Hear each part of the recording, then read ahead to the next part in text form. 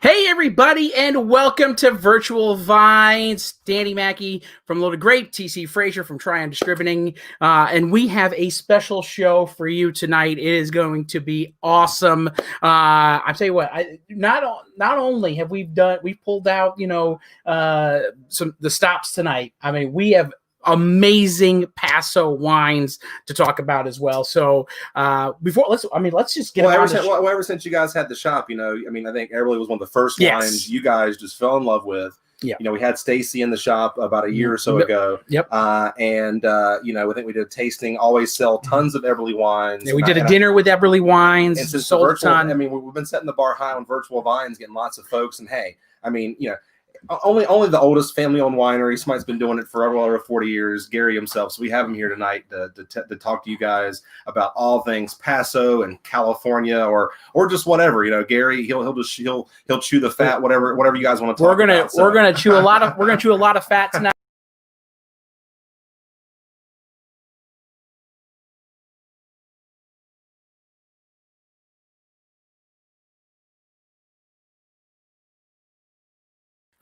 Way to have a conversation with Gary tonight. Folks are piling in here, and I think we need to bring the man in the show. Let's do it. Let's do it. Without further ado, Gary, how you doing, sir? Welcome. What a handsome man. California, there he is, the man himself. Well, welcome. I mean, it's only 4:30 your time, so this is a good time. This is a happy hour for you. Yeah, no, and it gives me a reason to drink my little Cabernet a little early. Hey, that's what we're talking about. And we're going to get into pretty much your whole portfolio tonight, and I'm so excited about it. We'll probably talk a little bit about your football days. Got the jersey in the back there, so we can't not bring up. Yeah, it's supposed to be someplace else, but they broke the frame, shadow box, so it's sitting in. Oh no! Oh my goodness! It'll be out of there soon. Oh well, hey, it looks great. I bet you wish you could still go out there and play on Saturdays. Oh yeah, well, I tell you what. Every time I get up in the morning and I feel my knees, I go, "Oh no more." I'll tell you what. I think probably more than any other single thing. I learned so much from football. Not just Joe Paterno, but football generally. It was you really learn to depend on people and appreciate the teamwork, and it's still working for me. Yeah. You got to go out and find the best people at the best positions, and hey. If you do your job and they do their job, everything's going to be good. Hey. Well, we just a little shout out. I know Stacy's watching there, so just a shameless plug for Stacy. She's doing her great job in North Carolina, and for those of you tuning in, Stacy, she's the kind of conduit for me and Gary that kind of helped us set up, the people off camera. So I just want to make sure I thank her here, and please, Danny, help me remember. She's been with me for a long time now. Yeah, fantastic. And she is just absolutely first class, because she's the only marketing person we have. Wow. So there she is. Hey, it's so good to see you with your clothes on, Stacy. No, it's not even dark there yet. I mean, it's California, right? These guys get started there, right? They do. Hey, it's nice. It's still we're open till 6. We change our time with standard time. We'll go to 10 to 5 on Sunday, but 10 to 6 daylight savings. Awesome. Oh, wow. Awesome. Well, we already got some folks in the show, and Claudia's saying hi. So hi, Claudia. Thanks so much for joining us tonight. We got a great show. She's saying hi to Gary. So everybody's excited about seeing you today. So let's kind of dive right into it. And we've opened up the Viognier. Viognier, I've always felt that a wine's first responsibility is to be red. But Viognier, to me, I'll tell you, I don't drink much in the way of white wine, but when I do, it's Viognier. It's got some body to it. And I love that stone fruit character, that peach, apricot, little honeysuckle, completely dry. And if you put some red food dye in it, you'd almost think you were drinking a light red. Yeah, there you go. That is true. This is actually the second time we've used this Viognier in the show. We used it right at the beginning of the COVID shutdown when we first started the show, and people loved it. And now we have the new vintage, and I said, let's go with it again, because you're right. It is fall weather, as he said, it's got the weight without having to be cloyingly, and having to manipulate it with oak. I always say oak's like seasoning, and hey, people love truffle oil and stuff like that, but if all you do is put a lot of truffle oil in it, how much of a chef are you, right? So I think and I've always been partial to the Rhone varietals, and I know Gary will talk about that as well. But the Rhone varietals that you guys do, I know Paso's obviously known for Zinfandel now. Certainly the old school Cabernet folks, but the Rhone Rangers, as it were, I know kind of took off. But you were there even before those days in the 80s and stuff like that. So that's what I always say when you think of a classic California, Central Coast style Viognier. Eberle, not only for the terroir but for the price point too. You can't beat it. Oh yeah, yeah. I really introduced Syrah to the United States. I planted the first 100% Syrah vineyard in the U.S. back in 1975. It's a long story. It's a Chapoutier clone. And still in the United States, I would say at least 60% or more is that clone. It's called the Estrella clone. People call it the Eberle clone. It's really Chapoutier. Doc Olmo got it from Max Chapoutier a long time ago, but it was never really propagated in California. Yeah. When I was at Davis, I just got an interest in it through an Australian, Brian Crozier, who had been at Hardy's, and he came to California to get a master's, and he brought a bunch of Shiraz and Cabernet Shiraz. The damned convicts never learned how to spell. And I got interested in it. I went to see Daryl Cordy and Doc Olmo and Doc Amering, and both my professors, but also Daryl Cordy, who's I still think the premier wine retailer in California. And I learned. I said I have an interest, and we got into it. And I asked him, I said, "What? We've got everything else that was, commercially available in Western Europe and everything. What's going on? Why not Syrah?" And everybody went, "I don't know. It just never, for whatever reason, it just never." So I planted 20 acres in 75 and another 20 acres in 77. And I made the first 100% varietal Syrah in the United States. And I sent cuttings to Washington, all over California, to nurseries, back to Virginia, down into Arizona. Wow. And it's been propagated and repropagated and repropagated. But, wow. That was, I sold Randall Graham his first Syrah, Bob Lindquist, Steve Edmonds. All these guys. Early on, I was selling as much wood as I was grapes. Yeah. Wow. People were starting it because guys like Randall Graham, he's such a I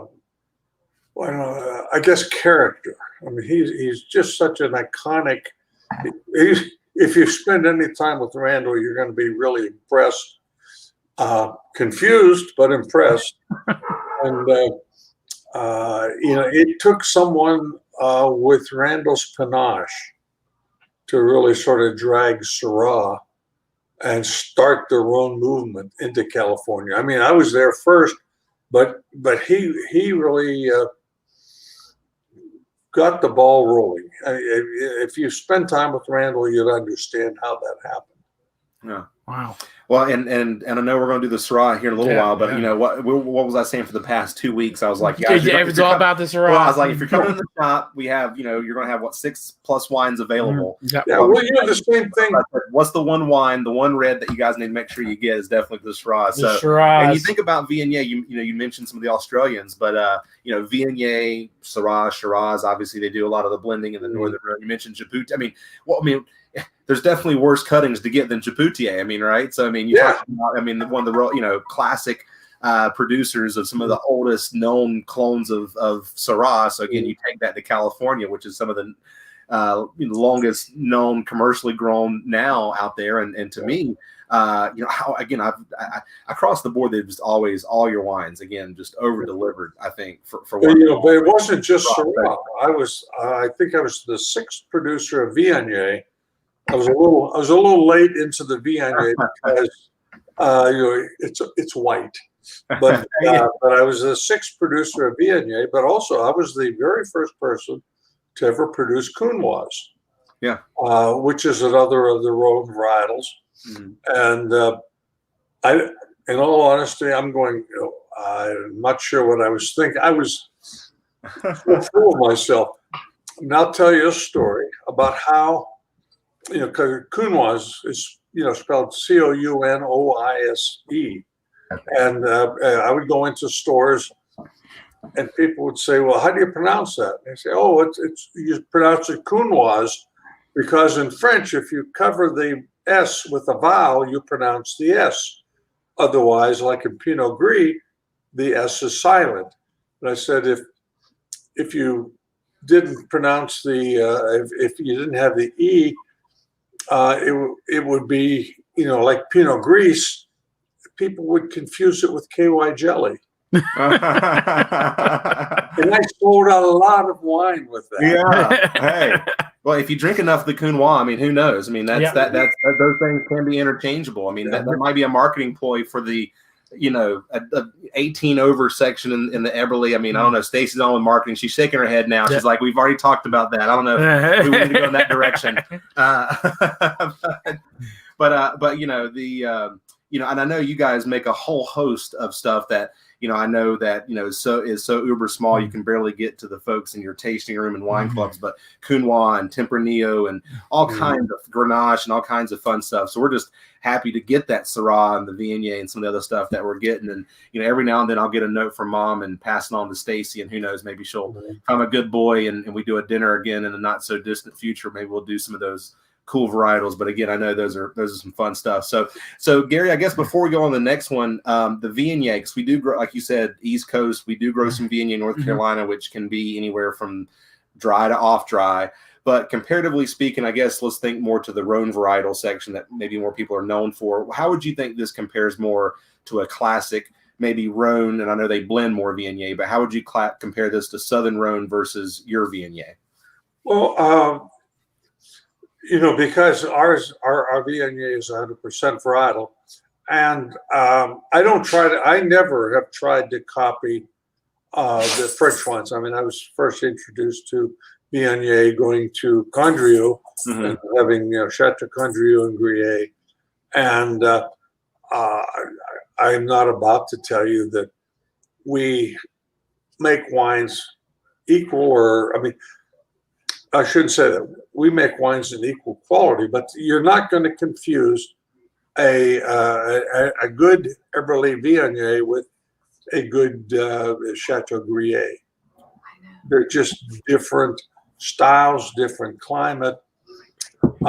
In all honesty, I think the California Viogniers are a little bit more food friendly than a lot of the French, the Condrieux. And I'm not much into food match. I think we spend too much time trying to match the wine with the food, and this is the perfect combination. But Viognier to me is one of the ones. I think Viognier and sea scallops, and also Viognier and shrimp is just, man. But sea scallops and Viognier, wow. Yeah, it just the textural component of it. I think Viognier, shrimp and sea scallops. Wow, that's first class. It's one of two wine food combinations that I really promote. Yeah. Well, we'll have to remember that next time we do the food wine pairing like we did last September with all the Eberle wines, which was just a bang up hit. People loved it, but we're gonna have to make sure we tell the food truck scallops and Viognier, at least with the Eberle. We're gonna do. Right? So yeah, get some sea scallops and Viognier, and I'll tell you what, you're gonna find there's a sensation there, a textural thing that really works well. Awesome. Yeah. Awesome. We love it. Well, now we're going to tell everybody to start buying the wine since we talked about the Viognier. Then go over to the loadedgrape.com and right there on our homepage, if they scroll down a little bit, you'll see all these wines that we'll be tasting tonight. And tonight's price normally on the shelf at $25 down to $23. If you're in our wine club, you get your additional club discounts on that as well. So really, at that point, we're crushing the internet. And Gary, these prices are only good for this week. So just so you know, they don't stay up for the whole time. It's like the old Mission Impossible. Yeah, it's like after you read it, after it's an exploding offer, but you know, these are 6 bottle and case purchases, I think, for those prices. I mean, I think for what you can get. So. For what it's worth, North Carolina, and I'm digressing where I shouldn't be, but North Carolina has always been one of our best markets. And I remember when I first came into this market, Tryon Distributors in Charlotte they were the distributors. And I've had so much fun in North Carolina, from Wilmington to Raleigh-Durham, Chapel Hill, Winston-Salem, Asheville, that state. And I think Stacy could correct me, but I believe North Carolina to date in Tryon is our fifth or sixth largest market. Oh, wow. And statewide. Like I said, from Wilmington to Asheville, I have worked that state. I love it. I remember, and this is a crazy story, Van Ure at the Angus Barn in Raleigh. Mm-hmm. First time I went in there, and I was flying around in my plane, going from place to place. And I went in, and we were tasting wine. She said, you need a haircut. And I said, well, I've been away from home for a couple of weeks. She sat me down, put a tablecloth around me, and she cut my hair. And I'm going, this is the lady who's running the Angus Barn, and she's giving me a haircut. And she didn't charge me, but I gave her a big tip.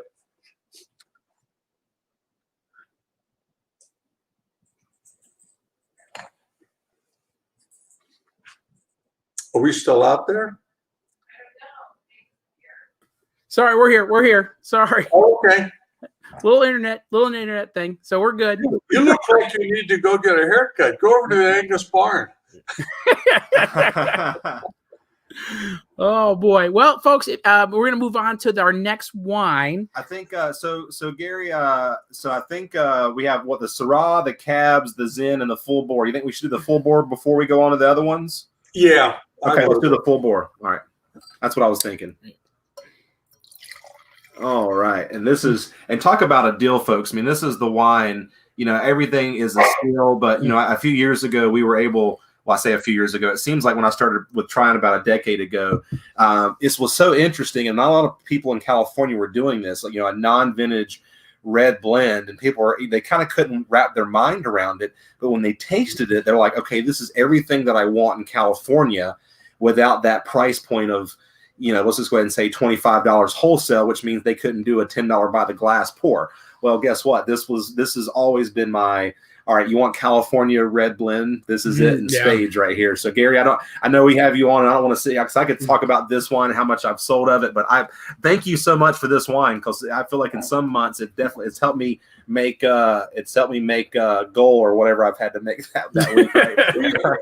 That wine came about and we don't vintage data, but I'll tell you it came about because every year when you were putting together your blends, whether it's Cabernet or Zinfandel or Syrah or whatever, Barbera, there is always some component. Like when we do our state Cabernet, we will have free run juice, pressed juice, heavy pressed juice, from new oak barrels, from 3-year-old barrels, from 6-year-old barrels, and you sit there with graduated cylinders, and you take all the components and you put it together till you come up with something you really like. Well, when you're done, there is always something that doesn't fit. And for years, for 10 years, the Cabernet, the Zinfandel, the Syrah, the Barbero, the Sangiovese, we would take that juice and we would bulk it off at 75 cents a buck a gallon to a large winery, and they would just, because it would disappear into a 100,000-gallon tank. And I'm going, this is barrel finished wine, aged in our caves. I mean, this is good. I mean, it's not like we were dumping something. It was good juice, but it just didn't fit. And we were small enough that, and I said, hey, let's play with this and let's see what we can come up with. And we took all these different varieties, different components, and we wound up using like 80% of it and coming up with a wine that was, like I said, aged in the caves, all oak aged, every drop of it. And we'd come up with some pretty nice wines. And we just sold it as red table wine. And the reason it's not vintage dated is because our Cabernets, which is our flagship, is always aged a little longer, and we would have the older vintage Cabernet with the newer vintage Zinfandel and Syrah, so we couldn't vintage date it. But it is, we never make enough because we never have enough leftovers. But it has become one of our most successful. In fact, I don't think anybody after North Carolina, with rare exception, because we don't make enough of it, the Full Bore Red is sort of reserved for our prime markets. Yeah. Because it's a bargain wine, really. Yeah. It's a steal. And like you said, I think the word travesty was the word. It's like going into these big bulk producers and honestly raising their cachet, because they're like, well, God, I'm buying, let's just say the proverbial $2 chuck, and then they get, maybe a skosh of that, some of this Eberle barrel dated wine. You're like, damn, and then all of a sudden they're buying more of that, and they're like, yeah, not knowing that. But like I said, I think you talk about second labels, and there's all these wineries that say, well, this is our whatever. Well, I think what Gary's trying to say is everything that goes in this bottle was if it was to be made as a single varietal wine. And it's a little bit of this, a little bit of that that's kind of ready right now that has the Eberle label on it. They're not trying to hide it. They're not trying to say it's a different LLC and, well, if someone doesn't like it, it doesn't affect us. It's out there, And so to me, I think one of the best values, not only in Paso or Central California, but in California as a whole, is this wine. So, Gary, I know red blend's a hot topic now, but how would you say this kind of compares to maybe the general, I know that's a very general term, but a typical quote unquote California red blend in the market that you see flavor profile wise compared to? Well, a lot of people, they have their red blends and they try to make it sort of like we do with our Paso Robles Rouge. You make it so that it doesn't get too far away from what people are used to, because of what we do with the Full Bore Red. This year it could be 20% Cabernet, 50% Zinfandel, some Barbera, a little Sangiovese. The next year it could be 60% Zinfandel, 10% Cabernet, and it's always going to be a different wine. If you fall in love with the one you got last year, I mean, you're still going to get a damn good wine, but it's going to be completely different. Yeah, because of the components are always different. Well, that's like one of those small little pizzerias, I mean, it's going to be good, but the pizza it's it's shaped a little different every time. It's not this uniformed thing, this uniformed product. It's going to be good, but that's why you go back, because you're like, it's a little different this time, a little different that time, or they put, a little extra red sauce this time, a little extra cheese and whatnot. So again, I can't probably say enough, guys. This is value with a capital V, a wine that we have to offer tonight, right here. Yeah, it's a great deal. But since we're talking full bore, and I put the bars up on screen, how did the bores come about? Oh, well, if you've been to Florence, you've seen this. And that's the one in front of our place. That is an Eber, E-B-E-R. And my ancestry is southwestern Germany, Schwaben, Low German, farmer German. And that is a wild boar. The masculine boar is an Eber. And the L-E in Schwaben is a slang or affectionate diminutive. My name translates out of Germany, southwestern Germany, northwestern Switzerland, as the little boar, the son of the boar, the young boar. If it was you little pig, it would be swine. Swine. Yeah. My name translates as probably the young boar, the son of the boar. But anyway, that's our logo, and. That's awesome. No, you gotta like that. When I was building the winery in Desert, my label, if you look at my label, it hasn't changed. And something I learned again from Mr. Mondavi. He said, if you look at my very first label, it is still that damn label. If you remember the Mondavi label, as long as he was alive, that label changed that much. Said, even if your label is ugly, don't worry about it. You don't want to confuse the consumer. You want to if they find something that they like under your label, make it easy for them to find it. And I don't think we have a particularly attractive label, but as long as I'm alive, we ain't changing it. It does its job. It's easy to read and easy to spot on the shelf. So I wouldn't change that at all. We have a great deal price here on the full bore red, down to $23. And you can go over to loadedgrape.com right now and throw that in your cart, and we throw some more as we talk about them in the cart. And I know then you can buy it at the winery. We say this all the time, and even when we don't have winemakers on and everything, and we're like, this is the cheapest you're going to find it. Well, guys, I know flights. I heard flights. You could basically book a flight right now, get on a plane tomorrow for like $99 or whatever it is, but still.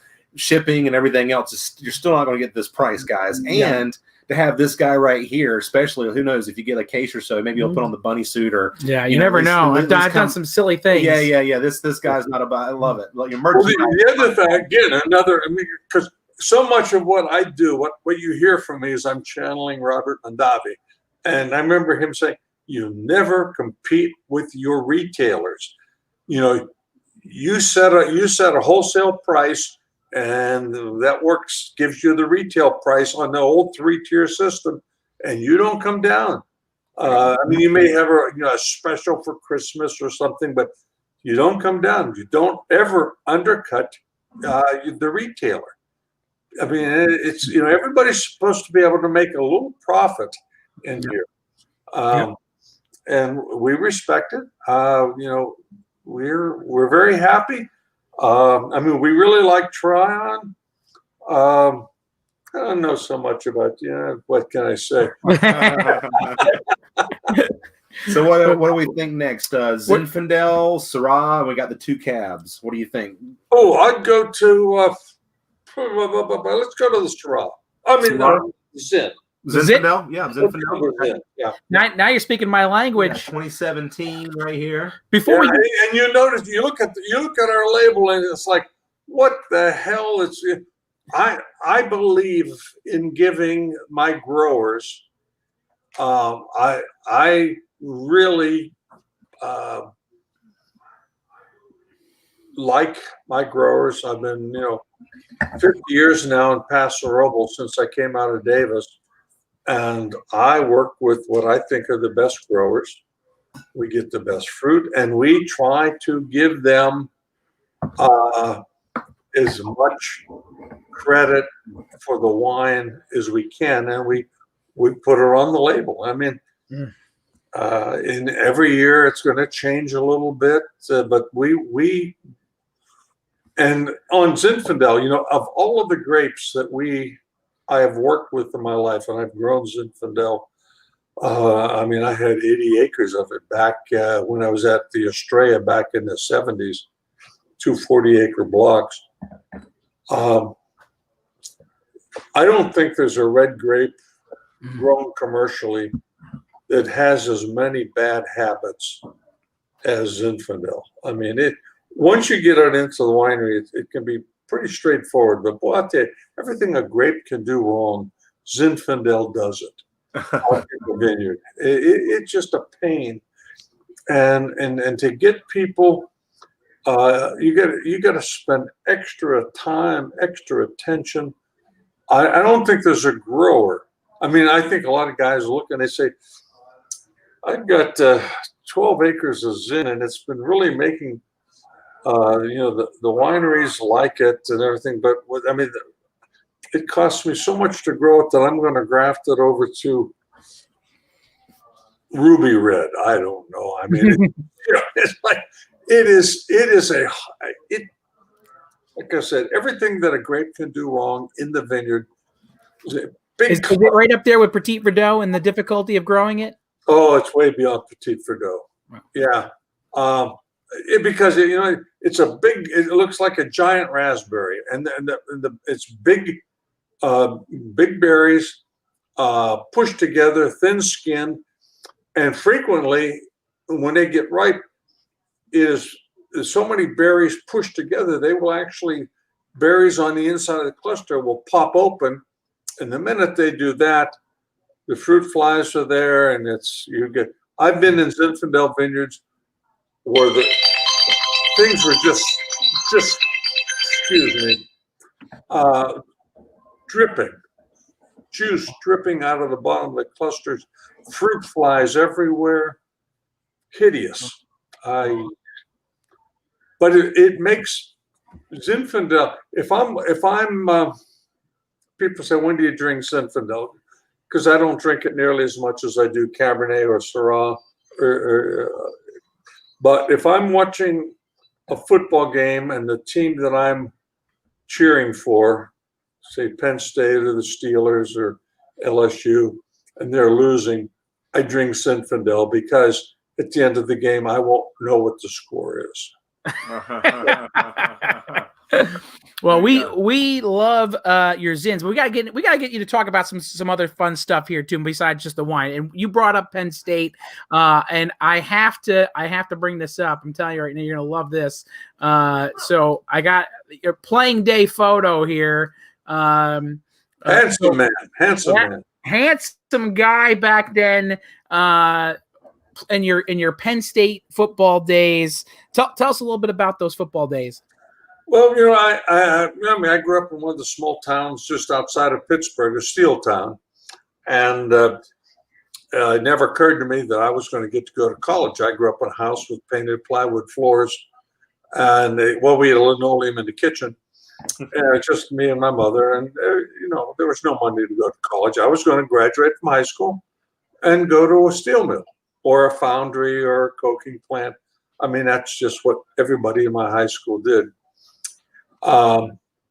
Fortunately, my junior year, I started getting a little attention, some of the small schools, and then my senior year, I'm a high school All-American, Big 33, which is the big all-state game played in Pennsylvania.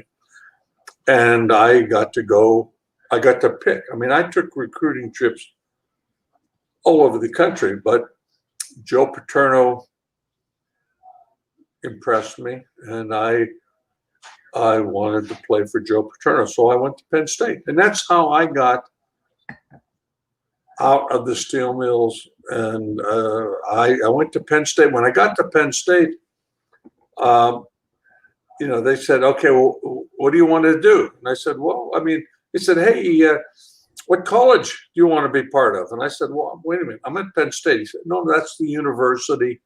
You have to pick a college. You have to, engineering, business, education, whatever. And they said, what did you come to Penn State for? And I said, well, I came to play football and to hang out with the sororities, the cheerleaders. And they said, no, you have to do something beyond that. To make a long story short, I said, hey, I've always liked critters, out pulling snakes out of the swamps and frogs and turtles and I said, okay, I'm going to biological sciences. And I thought, well, maybe I'll teach at a high school and coach football. Because I just didn't have the background that I even thought about what I was going to do down the line. And I thought, okay, I'll be a biology teacher and a high school football coach.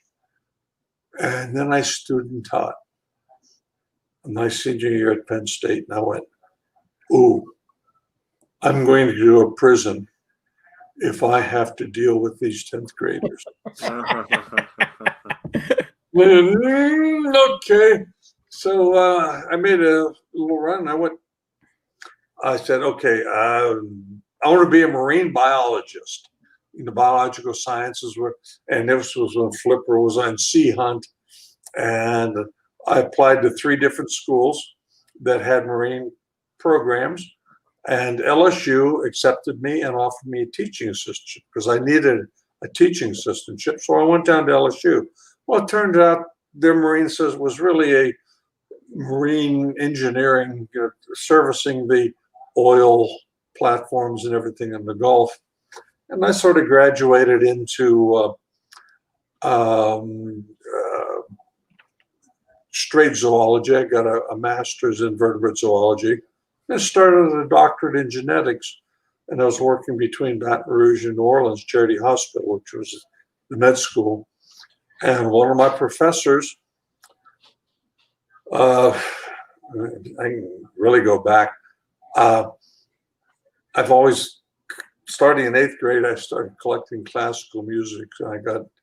By the time I was in college, I got into opera, and I just love the human voice is so spectacular, compared to even the most spectacular, musical instruments. The human voice.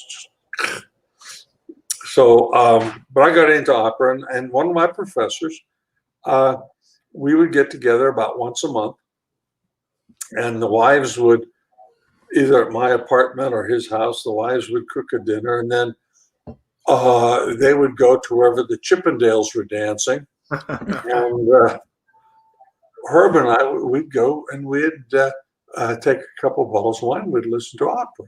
And I would serve him the finest wines of the time. This was 1970, and right in that.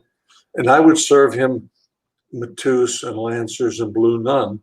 Because in 1970, if you didn't have a bottle of Mateus with a candle in it on your dining room table, you were living in a single wide. If you were a cultured individual. And he would serve me 60 or 86 Latours and 62 Lynch Page. And somewhere along the line, I said, he won. And I said, wow. And I just had this epiphany. And I said, you know what? I don't want to be a geneticist. I want to be an alcoholic. I took all my credit. I was a National Science Fellow. I was one of few in the United States. I was publishing papers in scientific journals and national. And I just said, and everybody thought I was not. In fact, in all honesty, if I'd had a kid that did what I did, I would have just taken him in the backyard and shot him, to put him out of his misery. I think my dad does the same thing now. He doesn't shoot me. He just But shakes. I mean, I was young, I was dumb, and it was just such an easy thing. And I went out to Davis. I took my credentials and everything out there to Professor Berg. Here's my papers. Here's the. And he looked at me and he said, "Well, are you sure you don't want to? You've completed your coursework for your doctorate in cellular genetics." But yeah, I said, I don't. He said, "Why don't you finish?" I said, "I don't want to do it. I'm going to be a winemaker." And he accepted me into a doctoral program at UC Davis, and the rest is history. That's crazy. There you go. Doctor of wine. You're doctor of wine. I still have brain damage, but it's so what? And before we go, we're going to move on to the wine too. But I just asked one more question here. What got you to Paso? So you're down at Davis. How'd you go? This is where I want to. This is the area I want to start my winery. I was because I'm a doctoral, and I was a major in enology with a minor in vit. Well, so you had to have a viticulturist on your committee, and I had Doc Olmo, who's the head of the vit department, and at that time, right then, when I was starting, the soil science department and the viticulture department were doing a survey of half dozen of the coastal counties of California, looking for the next Napa Sonoma. And you go off and you take a couple of days. I carried the mattock and the shovel and the knapsack full of bags to collect soil samples that went back to the soil science department. And I was the Sherpa. And I made 2 trips with Olmo and one with Doc Alley to Paso Robles, spent 6 days down here digging holes. And I met a lot of people. I always hit great weather. And the land was cheap. It was, even then, it was 5% per acre of what land was going for in Napa. And I looked at it and I said, well, I want my own winery eventually. As soon as I can get enough money. And I think I can play the game down here because it was, the land was cheap enough that I could get into it. I mean, even then, Napa land was going for $5,000 an acre. When I came to Paso, the first time we bought a piece of land, 160 acres, right on 46 with deeded access, $50 an acre. Wow. And I said, so that's where I am. I fell in love with the soil. Doc Olmo, all of the people loved Paso Robles. Everybody at Davis loved it. I liked it. I loved it. I just said, hey. I had offer. I could have gone to wineries in Napa because there were only 17 in our class and they were recruiting. But I knew that, well, maybe because I turned out to be, I think, a pretty good winemaker, I probably could have maybe worked into it. But I wanted to do it fast, and I just felt more comfortable, like I could, not that I was trying to make Paso Robles, but I thought I could have an impact in Paso Robles. I could afford to do the things that I wanted to do. So that's why I'm there. That's why I'm still here. Yeah, absolutely. Well, and thank you so much for putting Paso on the map. And yes, our wallets love it. We love Napa and Sonoma, but I always say I got in the wine business. We can, I won't get rich, but I can live richly. So when I can, Eberle Wines are ones I can stock away and feel like I'm living like a king. Whereas sometimes those other wineries I love in Napa, I splurge and get one bottle and drink it once a year, and that's about all I can afford to do. Yeah, and it's, a lot of people tell me that I'm dumb, and that I don't expand. I could make more money. I should rate my prices should be higher because I'm going. Do I look like I'm missing any meals? I mean, where I came from. And I mean, there's nothing in life that I want any more than if you come to my winery this time of the day. Actually, I try to be out there by 1:30. I sit in the front of my winery, much like, again, I learned from Mr. Mandati, just greeting people, drinking Cabernet and saying, "Hey, how you doing? Good to see you. Where are you from? You're from whatever. Oh, yeah, you're an Ohio State fan. Huh? You couldn't get into a good school, huh?" And that's funny. I have a great life. I have a great life. There's nothing. I mean, I've traveled. My industry has allowed me to travel the world. It's allowed me to travel the United States. I mean, I couldn't tell you how many times I've been to North Carolina. It's got to be more than a dozen. And that's probably one of the reasons we're so strong in North Carolina. Yeah. But, Awesome. And this is what it would look like this time of day, right? If we were out there right now, we'd be watching the sunset with you and looking at. That's our pergola. It's just outside the entrance to the winery, and we have tables, chairs. We can seat, because on either side there's also more, and we can seat about 80 people out there, and we do on weekends. It's full. Nice. Wow, that's awesome. That's incredible. We kind of wish we were there with you right now, because it looks. I wish we were too, because then you could rub my feet. Well, these prices, I mean, $19 for the Zinfandel. I mean, after about a bottle of this, I think Danny will be rubbing somebody's feet. Yeah, probably, because this. Yeah, I'm with you. Guess what? Penn State didn't lose, and I'm still enjoying it. And I do have to share this. Do this really quick though. This $19, you get your club discounts as well. Just use your coupon code of your club level at checkout. We can even ship. We're doing some shipping too for some folks that are living in Virginia, South Carolina, things like that. Shout out to my friend Sam. He just texted me in New York, Saratoga Springs. Saratoga Springs, we'll ship to you too. We'll get it to you. New York is watching the show tonight. Yeah, we have folks from all over the globe starting to watch the show, Gary, and it's been a lot of fun.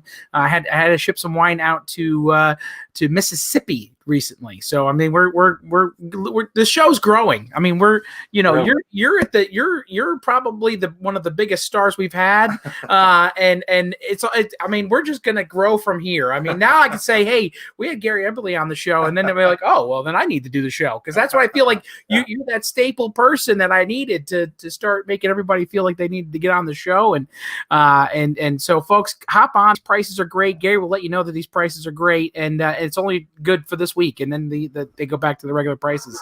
So I feel bad that I guess I should be talking more about the wines and not just talking about what I'm doing. But we only market, I think Stacy says we're 29 states, and shipping to Mississippi. Yeah, our big markets. Well, California #1, Texas, Louisiana, and then it's Florida, North Carolina, Georgia, but Pennsylvania. You got Pennsylvania. Yeah, that's big. I mean, even though it's a miserable state to deal with, but it's where hey, it's home, and I like to go back and catch a game every now and then. But Mississippi is. I mean, if you're going to ship. Yeah, we're gonna give them the wine that they love, and Claudia grew up in Moontown, PA, Moontown Township, PA, and wants to know what you think of the Steelers this year. Oh my God, the Steelers! Well, hey, come on, if I picked up my phone and showed you my speed dial, Franco Harris is on here. My nephew by marriage, showing that all the Steelers aren't that smart, married my niece. That's a liar. So no, hey, come on. I grew up as a Steeler fan. I mean, I watched the Steelers when they played in Forbes Field. I have 3 teams in order of importance: Penn State, Steelers, and LSU. Those are my football teams. And, but I graduated from Moon in '62. I'm old, really old. No. You're aged like fine wine. Yeah. That's it. Yeah. Get a lot of crust in the bottom. Well, the sediment only makes it taste better. Mm-hmm. All right, Gary, where do you want to go next? I mean, we love the Zin. I'm a big Zin fan. I tell everybody all the time, Zin is coming back. It's there. I think for a while there, you might agree with me. Kind of got a little over extracted, overly jammy. This is not that over alcoholic. Well, yeah. There was a period there where, I mean, in California, we were there, and I don't want to say we didn't participate, but I mean, there was a time where we were in California. They were making Zinfandels that if you opened it and you tasted it and you didn't like it, it was too hot, whatever, you could use it as a bathroom disinfectant. I mean, the alcohols were approaching 17 and just crazy. But we talked about the Syrah. I think the Syrah is the next to go to. Yep, let's do it. Yep. Yeah. And this is 100% varietal. Actually, because we co-ferment about 2%, a little Viognier on it just to sort of brighten the fruit. And the Viognier also comes off Steinbeck. Howie Steinbeck is one of my partners. Legally, in California, we can estate bottle that wine, but I sort of go by the European tradition where the vineyard and winery have to be contiguous to be estate bottled, and so that's. Well, I'm glad you said that he was your partner. I'm thinking Roger Steinbeck, and since you're in his backyard, and you're in the football connection and stuff like that. That's where I thought it was, but now to know it's your business partner. Yeah, I know. I mean, Howie. I mean, I met Howie in '73 when I came out of Davis. He was growing grain. I mean, his family's been here since probably before the Indians came.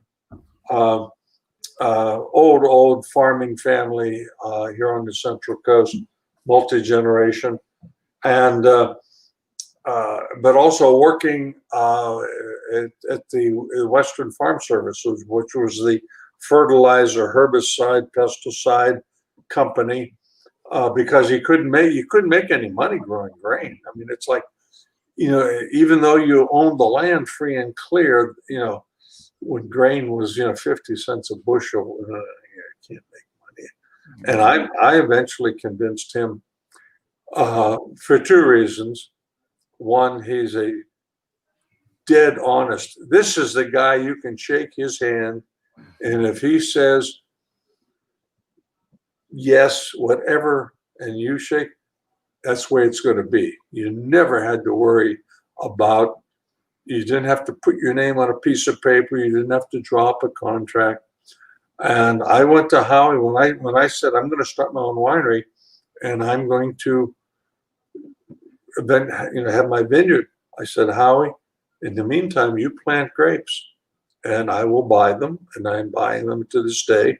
And then he came, and when I built the winery, he became part of the winery, and he is still the guy that farms my estate vineyard, the one right outside the winery door. Wow. And now it's his grandson. I mean, Howie's still around, but now it's his grandson that is really doing it now. And I mean, this is a family that goes back in Paso Robles forever, and you could not. I'm an agnostic atheist. I don't know what I don't believe in. But this is a family that is just so I don't know. I mean, I don't know what to say except salt of the earth. These are the people that you want to be around. These are the people you want to emulate. These are the people that you can trust with anything. And that's the Steinbecks. Well, and if I'm not mistaken, Gary, I know you said you were the first to plant. Isn't the Steinbeck on like the National Historic Registry or something like that in terms of historic vineyards for Syrah? I mean, so that's what I tell people too. I'm like, guys, oftentimes when we talk about historic anything, whatever winery, whether it be new or old world, they're selling that and they're basically buttering you up to go ahead and go, oh, wow, it's only 85, it's only 105, it's only 150. And then, oh, well, wait a minute. If I buy 10 cases of your Viognier, Gary, will you please allow me to buy 6 bottles of it, right? Yeah. So the Steinbeck Vineyard has been one of these gems where I'm like, guys, like I know, obviously Cab's king, Merlot is what it is. Pinot Noir has its own cult following, but guys, Syrah and talk about historic vineyard sites. I mean, Cab, to me, I think Cabernet 8 to 10 adjectives, Syrah 15 to 20 adjectives, right? I mean, it just has that extra it factor, that wild factor where, even on the label, I mean, that wild boar. I mean, obviously, I think it would be great with boar, but I think any kind of wild, gamey lamb kind of flavor. That vineyard is the second oldest Syrah vineyard in the United States. Wow, that's we planted. I mean, history in the bottle. I mean, look at that. That's fantastic. And it is. When I first planted it, it was I think number 7. The single oldest Syrah vineyard now is the Bear Vineyard down at Zaca Mesa. I planted in '78. But the vineyards that I planted before that all got phylloxera because we were planting everything on its own roots down here. But the Steinbeck Syrah is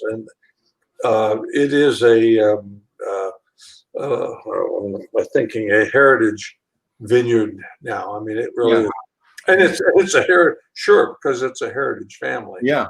Yeah, it's beautiful. Well, we're drinking the 17. I think somebody commented drinking the 13. Yeah, Roger's drinking the 13 with us tonight, and so I can only imagine how he's enjoying. I mean, I'm enjoying the 17, so I can only imagine what he's enjoying the 13. Well, maybe that begs to maybe have Gary talk about the next thing, which is ageability. I mean, somebody's got the 13. Do you want to talk a little bit about maybe 13 versus 17 and ageability? So, well, the other thing is, when people talk about the wine in a bottle, and Zinfandel, man, it's raspberry. I mean, that's just, it jumps out if it doesn't come out raspberry.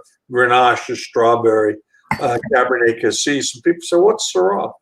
And I've always described Syrah sort of tongue in cheek. I say it's blueberries and blood. The fruit, is, if you think about it, and it's not one of those fruits. I mean, if you're eating blueberries, it's not like it's going to hit you around between the eyes with a ball peen hammer like raspberry or strawberry. Right. But it's a very distinctive fruit. But there's also a component of Syrah that I say reminds me of if you have something like if you take a good piece of sirloin and slice it thin like for carpaccio, and it's got that sweet, meaty, not bloody, not gamey character, but that's sort of like meat, like if you're having a carpaccio. So I call Syrah blueberries and blood. Yeah, that's a good iron kind of thing going on. Oh, I love it. In all honesty, I think Syrah too probably has a wider range of food that it's really comfortable with or compatible with than even Cabernet. And Cabernet is still, I mean, we're just getting to my love, we're almost there. So Gary, I'll make it. Yeah, there you go. So Gary, before we move on to Cabernet, I personally, just 2 quick questions. You mentioned Syrah and the pairability of the wines. I know oftentimes people, the wine geeks of the world compare Pinot Noir even to Syrah because of, just various reasons. Obviously, they're very different in terms of stylistically, but they run oftentimes almost like cousins, right? I was going to see, it's almost like Paso Robles Pinot Noir, because I know you guys obviously aren't known for Pinot Noir there, but also too, when you talk about Syrah, I know maybe after Pinot Noir and Sideways, how it was supposed to be the next big thing, and it never really took off. So now do you feel like Syrah is one of the more undervalued things, kind of like maybe Merlot in California? Not to be kind of cliche, I don't know if that's a thing that you hear a lot, but if you'd like to comment on that. Yeah. Well, I think Syrah and Barbera too. Yeah. Are both undervalued, underappreciated. The thing, I mean, I love Pinot Noir. Yeah. I mean, it is probably my third after Cab and Syrah, probably and maybe even tied with Syrah. But I'm not stupid enough to think. I mean, I could grow Pinot Noir in Paso Robles, Right. and I could make a really nice red wine, but I couldn't make Pinot Noir. Sure. Pinot Noir. There are varieties like Chenin Blanc, Pinot Noir, the Rieslings, the Traminos. Really are not. I mean, people say too hot. Now, I mean, we're not nearly as hot as a lot of the Napa Valley, particularly you get up valley. But we are seriously dry. And Chenin Blanc, where the stomates don't close and the vines, you can be irrigating them and they're still desiccating because the roots can't pump enough water to the vine to take up what they're losing. And Pinot, I mean, I really like Pinot, but I mean, if I wanted to be Mary Edwards, if I wanted to be Jim Clendenin, if Pinot was my love, I would not have been in Paso Robles. Right. Yeah. But I'll tell you what, typically if I'm out on the road and I'm flying around and I'm doing this one night stands. If I wind up someplace where I don't have a winemaker dinner or I'm free for the night, and I go to a restaurant that doesn't have, I almost always order Pinot Noir because I don't get to drink nearly enough of it. I mean, I've got on my desk.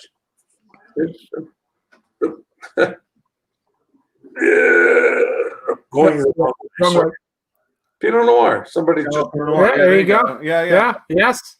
I like Pinot Noir. It's fun. It's not Cabernet. It's maybe not Syrah, but it's close. I mean, it's a very. I really like it. I like just a little bit more oomph to my wine. Yeah. But I enjoy drinking Pinots.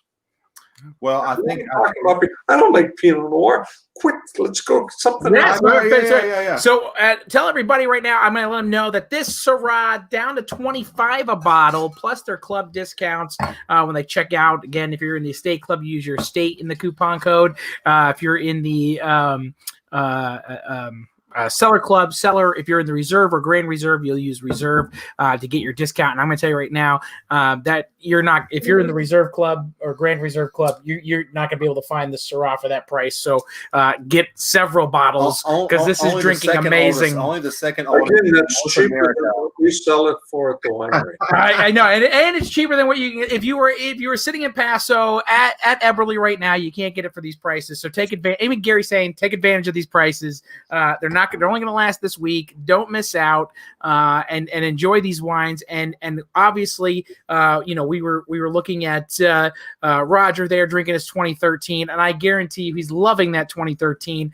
So I can only imagine if you bought the 2017, lay it down for 5, 6, 7 years, you're going to be loving it as well. Yeah, 17 is a very good one. It is so yummy. It is delicious. But now we got to get to the heart of what you want to talk about. What turned me into an alcoholic. And speaking of 17, that is the monster we created. The Vineyard Select Cabernet right here. Cabernet. When I was going along, and everybody thinks we're a big winery, and we're not. I mean, even in Paso Robles, I think we're like the 35th largest winery. We are not, but and in all honesty, we make too damn many wines because I love too many wines. And I want to get some of that Barbera out here sometime, by the way. But anyway, that's that on a side note. I want to tell Stacy I want some Barbera or Tempranillo at some point. But anyway, in the meantime, I'll keep like Cabernet. Yeah, I was working so hard to get wine out there, and I'm a one-man show. I remember going to markets, and I would say they'd look at me and they say, "Oh, Paso Robles, is that in Texas or is that in Baja California?" Oh, God, come on. Where in Napa Valley is that, right? Yeah. So I finally, got to the point, and I needed something that I could get into, particularly for on-premise. In fact, it was designed and built for on-premise, where I could have my label sitting on the back bar, and people could see the label. And this was, I wanted a wine that, while they're waiting for their table, just do the wine by itself, or maybe with an appetizer while they're waiting for group to show up. And I said, I'm going to make what I called a cocktail Cabernet. And we did it. I was buying up fruit from the youngest vineyards I could get. We were making it as it was. I say my Vineyard Select Cabernet is the wine that Merlot wanted to be. And we did it, and I went to all my distributors and I said, "Hey, try this wine, put it out there." And they're like, "Boy, it's and it's got that Cabernet character, but it's a little softer, a little fruit forward than a lot of Cabernets." And I said, "I would like you to restrict this to on premise, because I'm building this as a cocktail Cabernet, for wine by the glass programs." In the first year I made maybe 700 cases, and we sold it out in 45 days. Wow. And I went, ooh, because the minute Tryon or whoever bought it, it was their wine, and it went to wherever they wanted it. Whoever wanted it, bought it. So I said the next year we made 1,200 cases, and we had it for maybe close to 3 months. And then the next year we made 1,600 cases, and we were out of it in 4 months. And to this day, it has grown into the monster. This is the single largest production wine that we make. Wow. It is, and what's crazy, we make more of this wine. We're up to what, 8,000 cases? No, we're about 6,000. 6,000? Which still isn't huge. We do not sell this wine at the winery. This is Stacy's wine. This is, because we built it as something to introduce people to the label. And now, like I said, it's a bit of a monster, and we still don't make a year's supply of it. And I can't. If we make more, we've got to reduce something else. Yeah. And I'm saying, well, what do I, cut back 300 cases of Syrah? No, that's not going to happen. Well, I think you hit a home run, and I obviously you guys know proof is in the pudding. But Stacy can attest. About a year, maybe 2 years ago, she was in the market, and we did a program incentive at a local restaurant. And talk about a home run incentive. I mean, this was a restaurant, obviously, pre-COVID, was going through minimum, a case, 18 bottles of this for, a better part of a year and a half. I mean, this was a restaurant that, they read the wine list 2 or 3 times, and they're like, we got to keep this wine on there, So like you said, this is something that the restaurants and, the Loaded Grapes that, they have the retail, but they also have the wine bar, the wine shop. So they're kind of, they're on premise as well, can just find a wine that they go, what, I love Eberle. Oh, wow, you can do the cab for, X amount. Maybe it's, it's a higher end pour, quote unquote, $10 maybe, but still for $10, oh my God. I mean, I'd sit there and drink 4 or 5 glasses of that, this wine right here. It's fantastic. Yeah. We have it on a great deal price down at 22 tonight. Look at that. So just an amazing price. And plus your club discounts on top of that. It is just, this is a wine we actually did on our wine club, was it? How it was about? Well, I guess 6, 8 a year ago. Well, about 6 a months, year, a little over a ago. year ago, maybe 14 months ago, and folks just fell in love with it and fell in love with the brand through it. It's just a great, easy drinking cab. And what I can think of right now, especially with the holidays coming up, Thanksgiving coming up, you're going to have folks around that you need Cabernet. You don't have Cabernet. And this Cabernet Put a is Cabernet on the table. just perfect for everybody. It is an easy drinking Cabernet. It's not a wine. It's not a Cabernet that needs 3-4 years down. No. It is drinkable right now, easy. But before I leave, Stacy. I played a little joke on him just for fun. I said, hey, He told me to go get him some more Cabernet. In fact, she sets a glass down, and I look at it, and I pick it up. I'm going, God, that's cold. And I think, and it's sweet. It's delicious. It's sangria. We have a fabulous fall sangria. Oh, And I put it in front of him, and he looked at me and he went, he froze. Well, no, the problem is not only was it cold, it was sweet, and it cracked 2 of my teeth. I got it. Well, hey, Gary, you mentioned Matus earlier. I mean, we're going throwback, we're going old school, we're going retro, baby. So that's we're conjuring up images of the old day, right? You know. That's okay. You won't have to deal with her anymore. She's fired. Okay, she's done tonight on air right now. right now. All right. Well, That was easy. Stacey, you got to come on down. Come on over. Now, I tell folks all the time when they're like, "Hey, I'm just looking for a cab to drink and not think," and I pull this off, and never ever does somebody go. They normally end up leaving with multiple bottles of this because they go, "No, I got it. This is so good." Well, I mean, from a winery that has the pedigree, has the years. I mean, oldest family-owned winery, as Gary mentioned. One of the, first bonded out there. This is something that it's not a whereversville Cabernet. No. Even quote unquote, the North Coast Cabernets. I mean, they're buying juice on the open market here and there, and yeah, they'll produce a good one in a year. But guess what? The next 2-3 years, they're hoping to be there. Well, guess what? Gary has relationships, has the handshakes, as he mentioned. And again, you talk about over delivering. If you're Cabernet, if you're sitting there watching, go, guys, the Zen, okay, I'm going to get a bottle. Maybe the Viognier, I'm going to get a bottle. The Cabernet, and if you love Cabernet and you're not getting 6 bottles, shame on you at $22 plus a discount. If you're in the club, you're getting a discount. That's that's a tough one to turn down right now because. That's just a great price. And so Gary, before we obviously we got just a couple more wines. I know it's almost cocktail time for martini time for you guys. I know, but I think let's go on to the estate Cabernet. See, Stacy's getting a lot of love here. We already have a pretty lady behind you.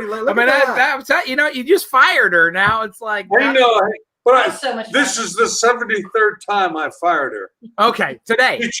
She refuses to go away.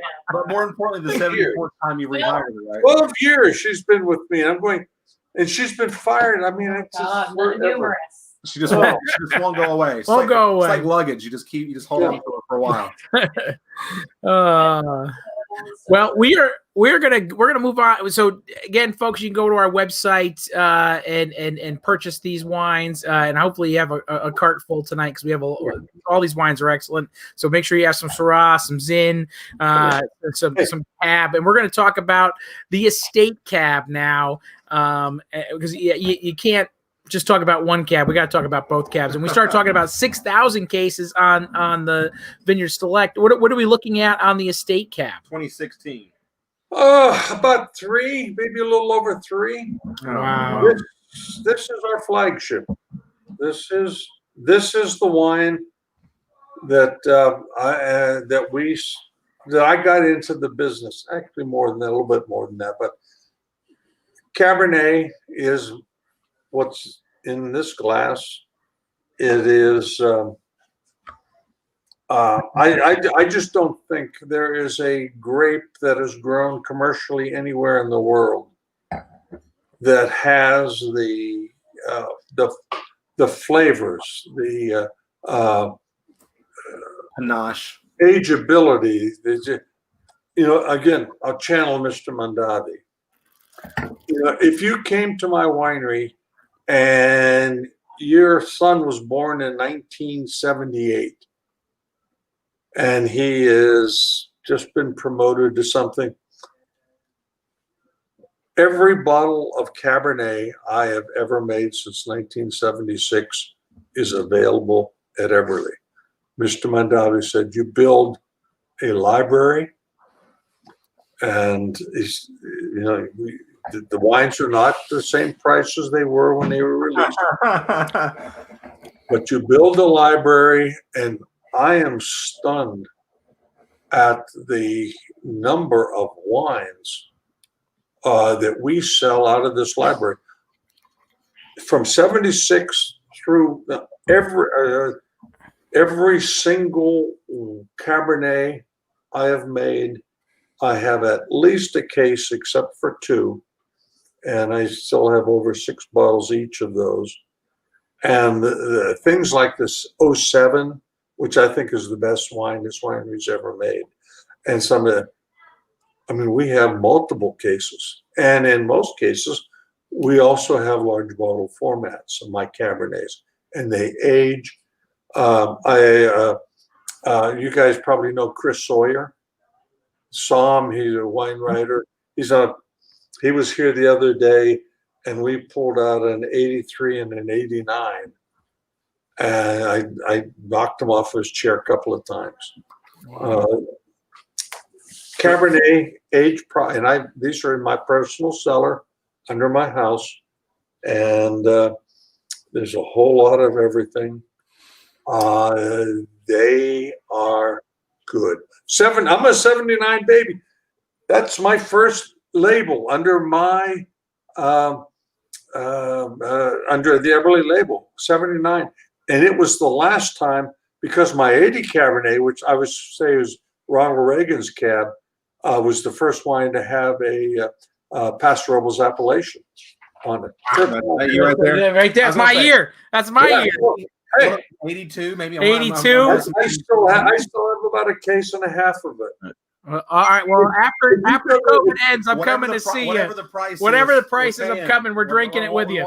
Yeah, you go down to the Reagan Library in Simi Valley, and there's a whole bottle of it. I don't think you're gonna let me drink that one. His ranch house, the old ranch house up on the top of in Santa Barbara. Oh wow! Well, nice. I can tell you right now, I am loving this, and I want to show some folks some more photos of the vineyard and the cab particularly. So I'm gonna throw this up here right now. Oh my God! Let me look at those grapes. Oh, How old are those vines? yeah. Oh, those vines were planted in '87. Those are old vines. You know, I'm always amazed. Every time I go out and prune, I always wind up bleeding.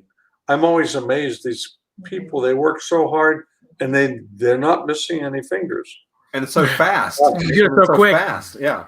Yeah. So quick. Look at that. Look at that cluster.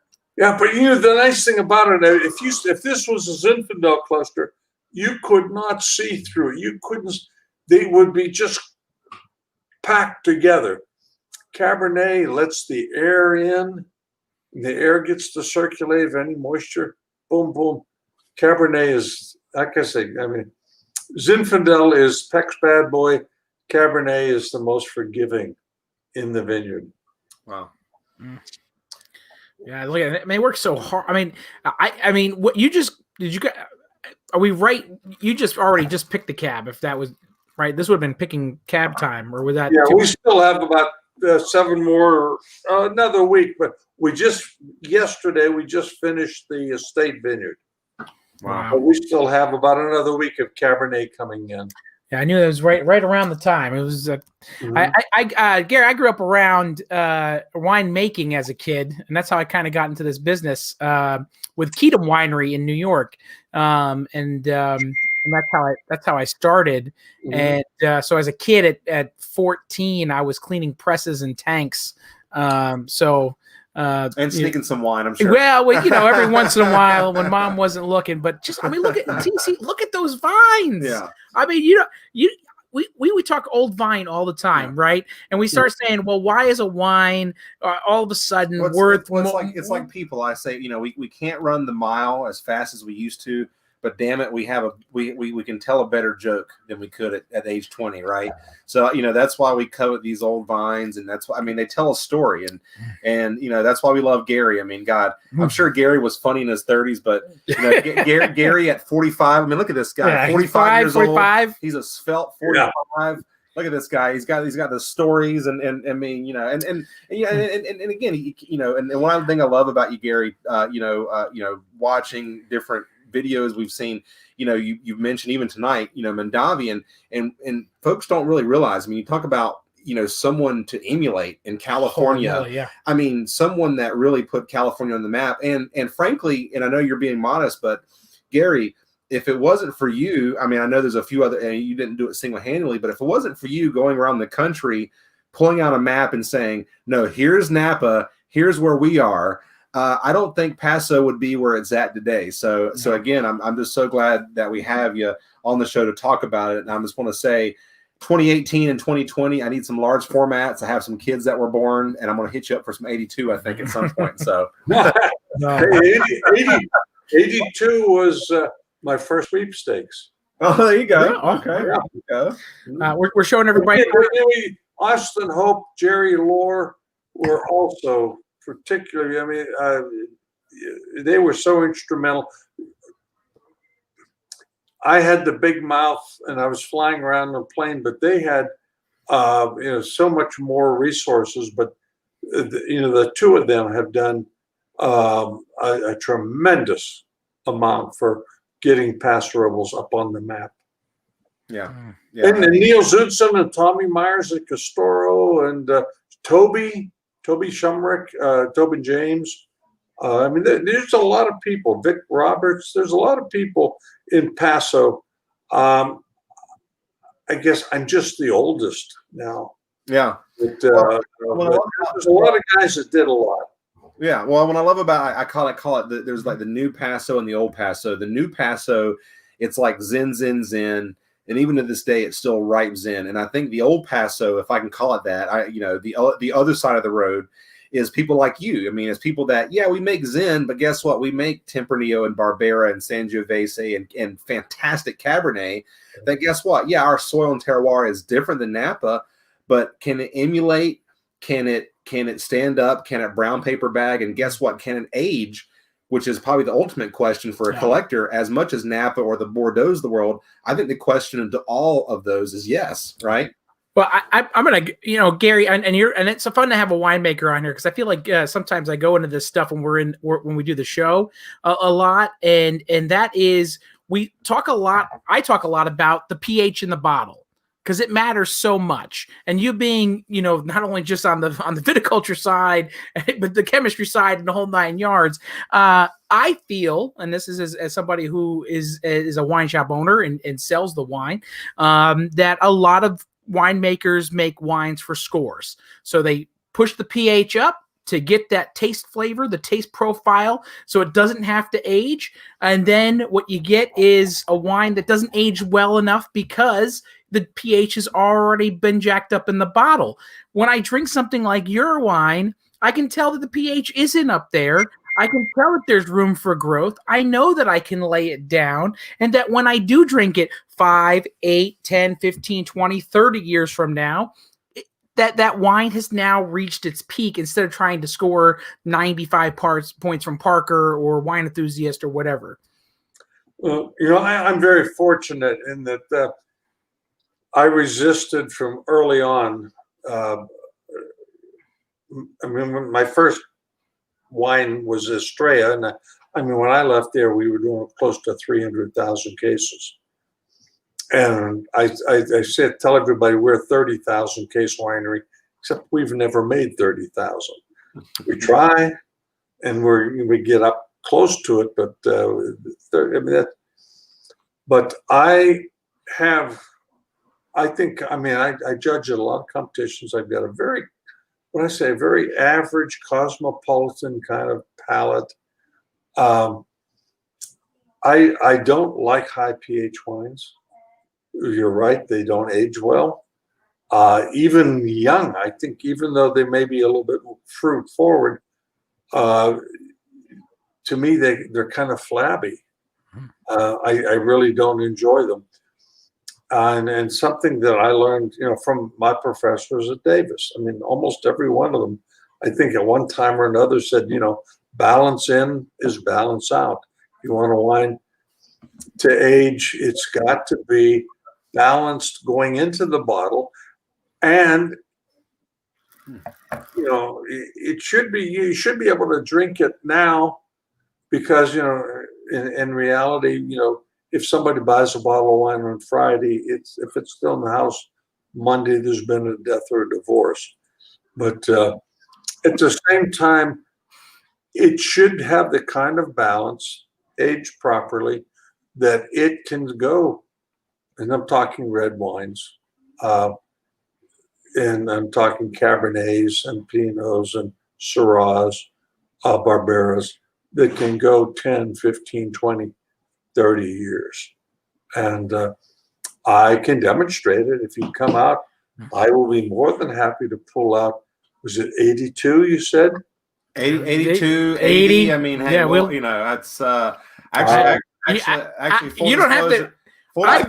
Full disclosure, I think I'm coming out in summer 2021. I'll be out in California, so I'm following him. I'm going to be in a suitcase. Don't worry about it. Hey, I'm serious. I'm always looking for, like I said, just the other. Today is Thursday. Chris Sawyer, and we opened up, like I said, an 83 and a 89. I am always looking for a reason to hit my cellar and pull up, because I mean, it's not like I'm down to 3 bottles. I've got multiple bottles of all this stuff. And I mean, let's face it. I mean, there are a lot of people that will come in and they want some 07, 09, 01, 97 maybe. But there's very few people that want a 79 or an 82. There you go. And so I'm looking, hey, give me a reason. They're still drinking beautifully. There you go. Oh, I can imagine. Beautifully. That's awesome. I've got a couple of older vintages that were difficult vintages, and I'm not going to mention what they are, but the wines are still okay. They're not great, but I've got something like my 80, 81, 85, 87. Knock your socks off. Oh man. 78. Oh man. Yeah. Yeah. Oh man. We are coming out. Yeah, we're coming out. He's at 20, 21, 22. Yeah. Coming out. I'm in his suitcase. Don't worry, I'm coming. We'll hang out. We'll have a good time. So Gary, so again, thank you so much. I know we've kept you a little while tonight, but one wine just as a nightcap, let me just give a price point on this. I got to break. Yeah. So we have the estate cab for 45 down to 42 plus your wine club discounts, which is a great deal. And we are drinking. Yeah, you can come here and get it for $48. I could do that as well. And I probably will end up doing that. And we're drinking the 2016 on this. So that's it's got a couple of years on the bottle, but I definitely think you can get a couple bottles and lay it down for plenty more. And this is where I strive. When some people ask me, "What can I cellar? What can I cellar?"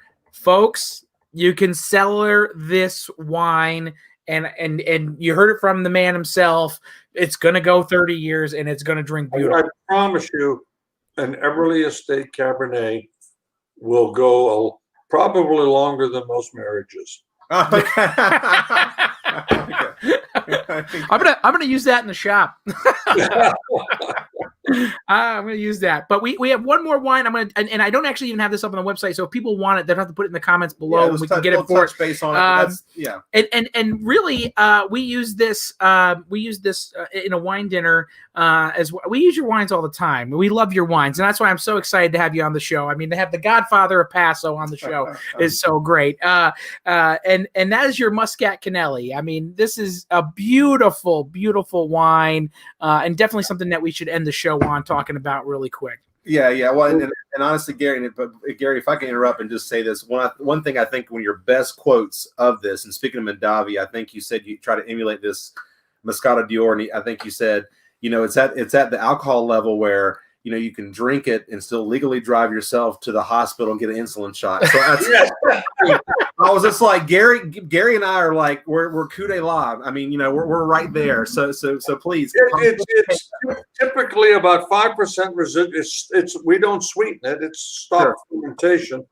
But we stop at about 5% sugar, residual sugar, and about 10-11% alcohol. So that's so fun, though. It's so fun. It's not cloyingly sweet, and it's just a fun little wine. One of my other stories is, be very careful when you drink this wine, because a bottle of our Muscat in a hot tub is instant family.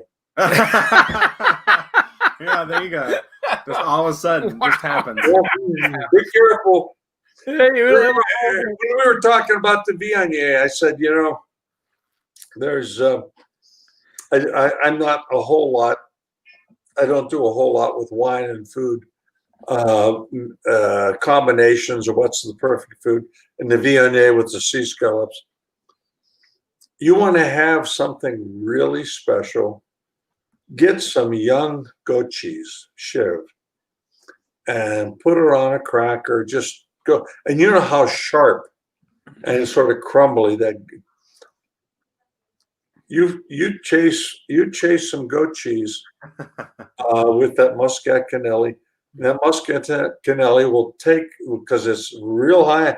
You couldn't drink that wine without the sugar that's in there. I mean, the acid is very high, and it will take the goat cheese and it'll turn it into sweet creme fraiche in your mouth like you can't believe. Oh man, it is a perfect.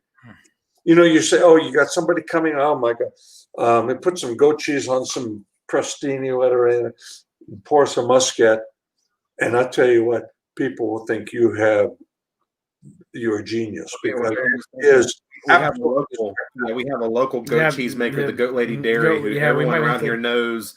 Then they make a Chev. Oh my God, my little kid. Yeah, when we go to the farmer's market, that's his favorite cheese. He loves it. He eats it up. And I like I said, I don't do many food wine combinations, but goat cheese and Muscat, it will knock your socks off. Now, I feel like I need to do that now, but I know in the dinner that we used this with, we did it with a peach cobbler, and it went amazing. Just the acid. It's a stone fruit. You can't serve it with chocolate. No, but with apricots, with peaches, it's just a strawberry. It's just a natural. Yeah, and I feel like, and you're in the wine business, and obviously you get it, and you appreciate something with a little sugar, folks. It's okay to drink wines that are a little sweeter. You just got to use it with something. Sometimes, if you like a drier wine, then you got to pair it. But it's okay. It could be a starter wine, and I always feel. When it's 110 degrees out, I want something with maybe a little sweetness to start, because I'm so hot. And so lemonade. Lemonade is sweeten the acid. That's why lemonade goes so well on a hot day. Hello. And just so you know, folks, it's going to be about 80 degrees in North Carolina this week. So you might want a Muscat Canelli when you're sitting on the porch. With a bit more humidity than Gary said 80, but he said that was like cold for him. I'm like, no. 80 means like 60. There's going to be a lot of humidity with that 75. Today it was at 14%. Oh yeah, no, we'll be higher than that. Oh yeah. I need a jacket at 14%. I mean, come on. And then unless you talk about sweet, unless your marketing director brings a glass of sangria, Cabernet, and you go, ooh. Well, I tell you what, I when it comes to brands and it comes to things that we sell in the shop, and really tell you the truth, we've always loved we just a little thing about we didn't get to talk much before the show. We've only had our wine shop for about 3 years now. So we were starting into our third year when COVID started. So we're very new to the business, but not new to your wines. We knew your wines very early on when we opened the shop, and folks have latched onto them and drink on them all the time. And I'll tell you what, it's such an honor to have you on the show and actually get to meet you. And I look forward to coming out to Paso and seeing you here in the future. Please do. Hey, and like I said, we'll open. I got a question for you. Sure. Is Nana's still the restaurant Nana's? In the Triad area? Is that in Winston, or is that in Winston or Greensboro, or? I think it was it was over by Raleigh. No, never mind. It's. Well, I can tell you this: if you're in the Triad, you come here. My brother-in-law will reciprocate. So we got you. We may not have the low humidity, but we will reciprocate in that Southern hospitality, as you know, one can do. So. Yeah, my brother-in-law owns the Porterhouse. We're gonna feed you like you've never been fed before. So just come on when you're here in the area. We're gonna get you fed. The great restaurants. I mean, I've had some great meals all of North Carolina, but the Triad. I mean, I used to fly into the Raleigh airport. I mean, when I was flying myself, and I had a lot of fun. A lot of fun. Greensboro, Raleigh, Winston-Salem, out to Asheville, Wilmington. I mean, I covered the state. I love North Carolina. Yeah. Well, tell us book you a flight. We got you dinner. We got you taken taken care of. Brother. Tar Heel State is waiting for you. I'll tell you what, and folks have already been asking in the comments, are you coming to Greensboro? Because they want to meet you, they want to see you. So once COVID's over and if you want to get out and come to North Carolina, I'm sure Trian would love to have you come around the neighborhood. But I can tell you, as a shop owner, I'd love to have you in because I would guarantee a packed house that night. And I can tell you right now already, and TC can see my phone, orders are already starting to come, blowing up my phone. The orders are coming in. So people love your wines and definitely would love to see you. Hey, it's funny because, I grew up in Pennsylvania and I no longer own a snow shovel. I don't like it. And if I moved back east, the single only state that I could imagine living in would be North Carolina. Yeah. Yes. It is. You've got a mild winter, and you don't have the most miserable summers. But overall, North Carolina is neat, and you've got everything. Like I said, from Wilmington. And the Asheville. You got the beaches to the mountains. Asheville, and it's just Nottahalis. Whitewater. I got pictures of me doing Whitewater. It's a rather remarkable with the Smokies, and it's a remarkable state, and it is such a our whole nation is changing, but it's not the South. It's a real cosmopolitan state. Yeah. Like I said, it's one of our very best, if not our fifth largest market. It's sixth. Well, and that's saying, I know California, the numbers, we got New York and Florida, but I mean, honestly, when you say fifth, that's saying a lot. That says a lot. Because you got Texas out there. I mean, Texas is huge. Huge. Yeah, well, yep. We've got a great deal in Texas because I don't know if you know Specs in Texas. It's a chain, a statewide chain, and we are exclusive with them for off premise. And I mean, that's like being with God. Yeah, there you go. Believe it. Check them out next time in Austin or something like that. I know we briefly touched on this before we went on the air, but some folks have been asking this in the questions. I just want to be able to. Everybody is concerned about the California fires, and I know you're not quite in that same region, but if you want to comment a little bit on what's going on out there, and the fire. I mean, where we are far enough south, and we get a whole lot less rain, so we don't have the forests. But the closest fire to us was about 80 miles away, and our state, for whatever reason, I mean, we should have been managing our forests, and I don't want to get it politically we should have been managing our forests for the last 30, 40 years, and then politically, it's very difficult, and it's a shame. Fortunately, where I am in Paso Robles, for all kinds of reasons, we don't have problem. The nice thing about it, the phenols that cause smoke taint are so reactive. I mean, they are so volatile, but they oxidize very easily into polyphenolics. And once they become that size, one, they fall out of the atmosphere, they get to the ground, but they don't create smoke taint. And I would say, I think once the smoke is moving 20 miles through the atmosphere, it becomes relatively neutral for what we consider smoke taint. And 80 miles away, I mean, we've had smoke down here, but it's not bad to begin with. But in Napa and Sonoma, I mean, and they've been hitting this year, but they've got these big forests, a lot of pine trees that should have been cut down. Yeah. Yeah. And it sounds like PG&E. I know that. I probably lost half of my customers. No.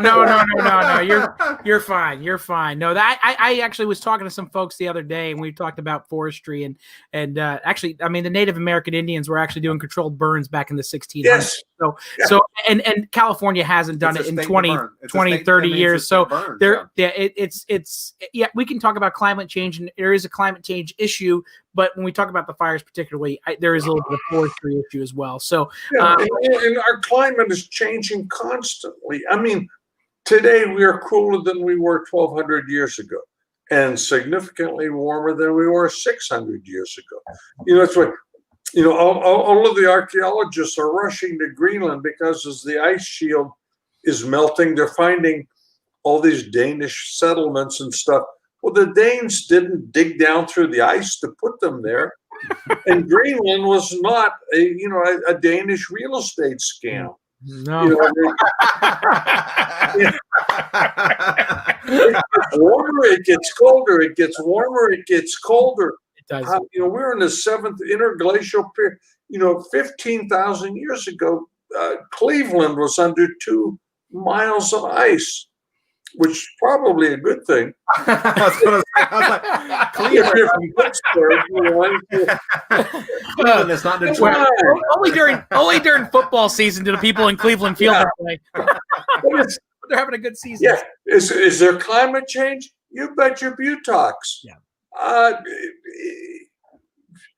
If it was warmer 1,100, 1,200 years ago than it is today, is that because the Romans were driving too many SUVs? I mean, come on. It goes, I mean, it does. It goes cyclical. It's the history of the earth. Look at it. Yeah. People, I've had people say, hey, are you a scientist? And I say, no, I'm a scientist. Yeah. I mean, I've had courses in chemistry and physics and meteorology and geology, and geez, come on, go back and it's particularly if we're a sociologist, don't talk to me about climate or science. Jesus. You know it. You've studied it. You got a doctorate in it. So no, we were actually. So one of the things, and this was something that we brought up in the shop when talking about the smoke versus the fires, especially we'll talk about Napa, and especially as a winemaker, you can tell me if I'm incorrect in the assessment. Is probably Napa can write this year off. It was a bad year anyway because of the economy and high end Napa wines will probably have a difficult market anyway. But basically the grapes on the vine are what is ruined. It's not going to affect future growth unless they lost their vine. Ash and all that other stuff isn't far enough down into the soil to have impart anything into the grape. It's purely this year. Yeah. But in the future when someone asks me what I did in 2020, I'm going to tell them I washed my hands. There you go. Hey, Gary, It's Gary, yours. Scary. Somebody the other day said, I never thought my hands would receive more alcohol than my liver. Oh, that might be a t-shirt. That's a t-shirt. That's It's a t-shirt right there. Gary, all I can tell you, sir, hopefully if things are trending, I don't know. I know they're always up and down, but all I can say is, sir, if things are okay in 2021, I am coming to visit with you, my friend. And I'm in his suitcase, so I'm coming too. So prepare to open up either a 1980 or a 1982, circa 80s, circa 80s. We're coming. We're throwing on some Foreigner. We're throwing on some Talking Heads. We're going old school. We're going back in the archives. We'll the talk. 82, yeah. In all honesty, the 82 is. Classic. Reserve wines. 47. In the we've never done more than 5 reserves in a decade, and never less than 4. And in the 80s, 82 is a reserve year. Wow! And it was my first sweepstakes under my label. And I'll tell you what, I can't wait. To begin with, it was a better wine than the 80 because of the Reagan thing and everything that was, but the 82, yes. Now we will enjoy it. Yes. And I can't let you go. I feel like it's not that often that you get to have somebody who can tell you stories about Robert Mondavi. And I feel like there's probably a good story in there that we have not heard tonight. So you want to end? You got to end with a Robert Mondavi story because I mean, seriously, I mean, this is. Let's go ahead and say this right now. I mean, 30 years ago, we saw Orson Welles in the Paul Masson commercials. Right now, we see this fake faux Mondavi with like Doobie Brothers in the background going, "Oh," I'm like, "Come on, this is BS. This is marketing. Give us the nuts and bolts. This isn't how it was. This is how Mondavi built his empire." I mean, you talk about a guy. I mean, Minnesota mining family, if I'm not mistaken, they used to buy wine in bulk from Lodi, right? I mean, so I mean, we want to hear this. We want to hear a really good story. I mean, the family went from Minnesota to Lodi to Napa, and the Krug winery, and then the brothers, and they split. But and I for the life of me, I cannot tell you why. Mr. Mondavi and I it never occurred to me that I was going to be in a position where I would say, or he would single me out or pay special attention to me. But we hit it off. And he was on. I don't think I ever called him Bob. I always called him Mr. Mondavi. But he was, and I mean this in the most complimentary sense, he was the P.T. Barnum of our industry. Wow. He drug not just his winery or Napa Valley, but California.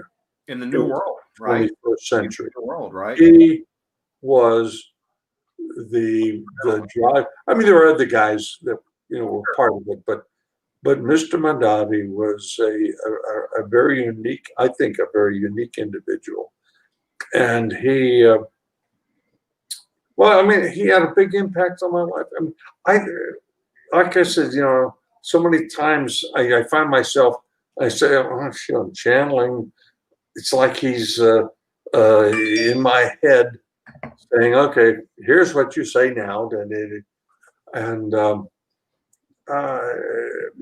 mean, and I feel the same way about Joe Paterno, in a completely different sense. I mean, Joe drank my wine, and but it was never about wine. It was about becoming a productive human being. Yeah. But Mr. Mondavi, I mean, you think of an exact a story. Geez, I put you on the spot. I'm sorry. I'm just trying to think. I can't think of a situation where he and I were. It was just conversations, and Yeah. it was. And it was funny, because a few years ago, the state of California gave me the Lifetime Achievement Award, and I thought, man, that's cool. That was like the 15th, and Mr. Mondavi, of course, and Dick Peterson, who I revere. I still think Dick Peterson is someone who doesn't get nearly the attention he should. And I thought, okay, hey, I got a Lifetime Achievement, or they must think I'm going to die. And then 2 years later, what I consider the second most prestigious or comparable to that is the Mondavi Hospitality Wine Award. And I got that. Yeah. And that was only because it's usually given to a hotel or a restaurant person. Carl Karcher, Julia Child. The only wine people that have won it was Robert Mondavi, who was named after. He was the first one. And then Gina Gallo and John Charles will say, they won it jointly. And then I won that. And I looked and said, there's only two people that have won both of those.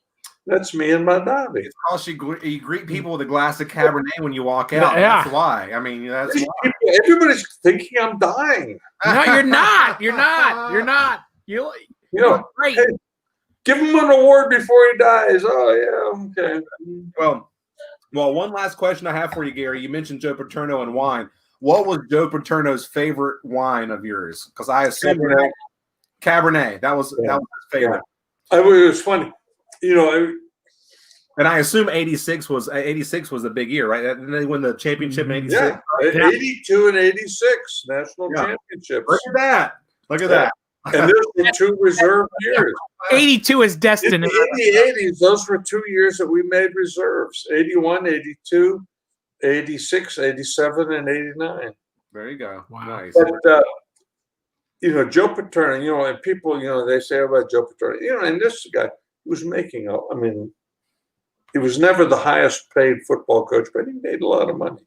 Yeah. And he extracted a lot of money from his players. But I remember when he married Sue Paterno. It was when I was there. And they had a house on McKee Street, which was 3.5 blocks off campus. And it was a nothing, 3-bedroom, 2-bath house. Just a nothing house. It was a 25 foot off the highway. And that's where Sue still lives. Now they redid the kitchen, the dining room, and they finished the basement. But if you went on a tour at Penn State and someone says, okay, this was the Paterno house, and you go, no, come on. No, that's not it. And it was, he was a very remarkable man. I did not truly appreciate him until I got to about 85. 35, 85, no, I haven't reached that. When I was 19 and 20, I did not appreciate what he was doing for me. But I look back, and he did a lot. Yeah, that's fantastic. That's amazing. I think he did the same thing for me, only in a different. You had a different coach. Yeah, it was different, but those two guys have a lot that I have to give credit for me being here where I am. Well, Gary, something tells me that there's some people out there that are saying the same about you right now. Yeah. So, man, hey, it's like the people say, there's no such thing as a natural samurai sword maker, right? It's a learned craft, and so it's all about paying it forward, putting your spin on it. And I gotta tell you, man, you're a very dynamic, very interesting person. Your life story is great, but you turned into wine, and I got to tell you, man, you've developed a niche. I mean, not only for Paso, but for what you guys do, and terroir, which is that's the name of the game. It's all. I mean, outside of that it's Coca-Cola, right? I mean, it's all about terroir, and so I got to say, Gary, thank you so much.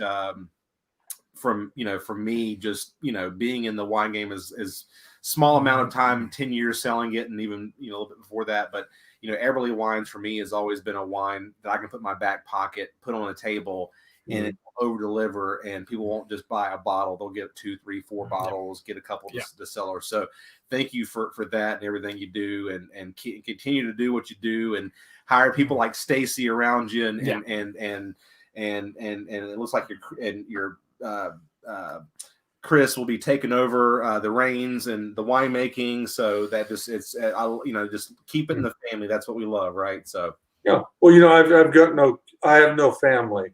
I'm the last. Maybe a good thing. My bloodline ends with me. I have no children, and my winery. And you found a Chris Eberle, right? When that happened. Yes, but my wine, my people will. My employees will be the recipients of my wine. Awesome. Wow. Awesome. Yeah.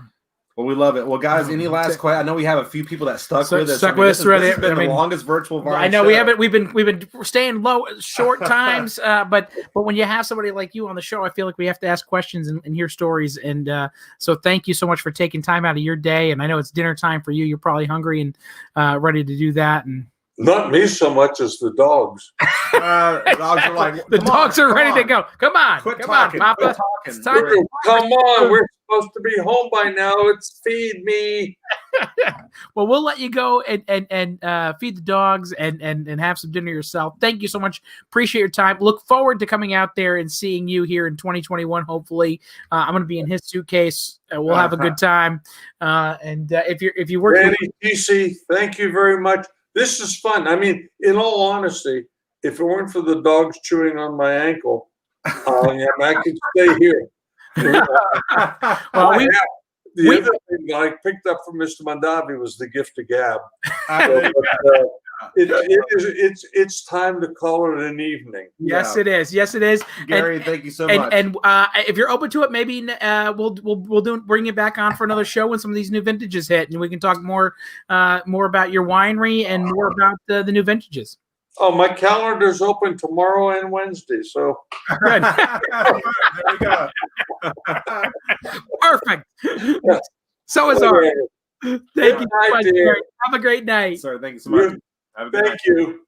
Good night.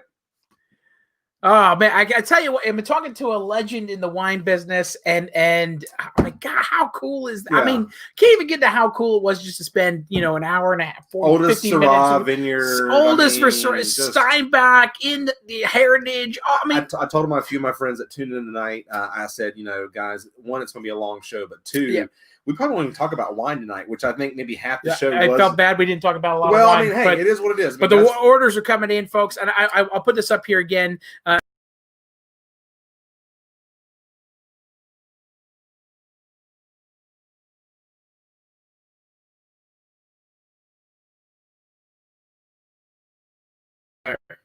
Sorry about that. I was trying to bring up too much Syrah. Too much Syrah. So I went over here to go to the banners because I was trying to show you. You can go to the website right now and order any of the wines that we had on the show. I think what happens is if I have the screen share up too long, then that's why it keeps on cutting out. I think it's the Cabernet. I think it's the Cabernet that does. It might be the Cabernet. Guys, great pricing on everything. We started off with the Viognier, got that down to 23. Then we went to the full bore, got that down to 23 as well, plus your wine club discounts. My lips are purple, guys. Yeah, it's like I've been making out with Barney tonight. I mean, it's like 19 on the Zinfandel, and I'm telling you right now, that is just a beautiful Zinfandel. The Syrah, guys. I mean, guys, the Vine Select Cabernet. Yes. Talk about a value. I mean, this Vine Select Cabernet 22 plus your discounts if you're the wine club. The Syrah, we talked about 25 on the Syrah. Yeah. Holy moly. Oldest Syrah vineyard in all of California. It's crazy. And guys, I mean, you talk about a wine you want to hold on to. Age, I know $42. I mean, we've done stuff $50, $60 or so. So I'm not saying 42 is the most expensive, but guys, 2016, they've already done a little bit of aging for you. But as he said, Gary will stand behind. I mean, it sounds like Cabernet. That's what he will stand behind. So that's the wine. That is if it. you want to age, that is it. So, that is it. And folks, next week we're going to be doing wines paired with Halloween candy. Yeah, paired with Halloween candy. And then we got some more suppliers after that. And we do have some more suppliers after that. Coming. And the other thing you might have saw on the checkout area, which I haven't had a chance to talk about, is we're going to do, me and TC are going to do it's a trick or treat bag. It's $40. We're going to drink 3 wines. They're $3.75 bottles. So this way, if it's just yourself, you can probably get through 6 glasses. 2 glasses of wine, I mean, 2, 4, 5 glasses. So 2 glasses of wine per bottle, so 6 glasses. But it's not like you can't finish it between a day or two.